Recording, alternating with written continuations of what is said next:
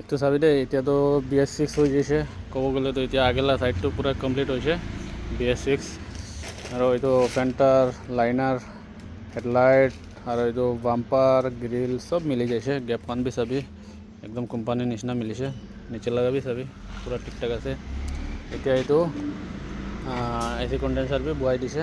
এতিয়া খালি এইটো ওপৰতে বলটো হালিব, নিচে লগাটো ঠিক আছে। আৰু এইটো ৰেডিঅ'টাৰ আছে, এইটো বি বহাই আছে। এইটোখান মডিফাই কৰিব লাগে আৰু এইটোখান বি মডিফাই কৰিব লাগে ইয়াতে, এইটো জেগাতে। এইটো চাবি। আৰু গ্ৰিলটো ঠিক আছে, গ্ৰিল বি মিলাই কিনে চাইছে, গ্ৰিল বি ঠিক আছে। তো আপোনালোকে কেনেকৈ লাগে আপনি একবাৰ চাই কিনে কবি। ভাল লাগিছে ক'লেতো লাইক শ্বেয়াৰ কমেণ্ট কৰি দিবি।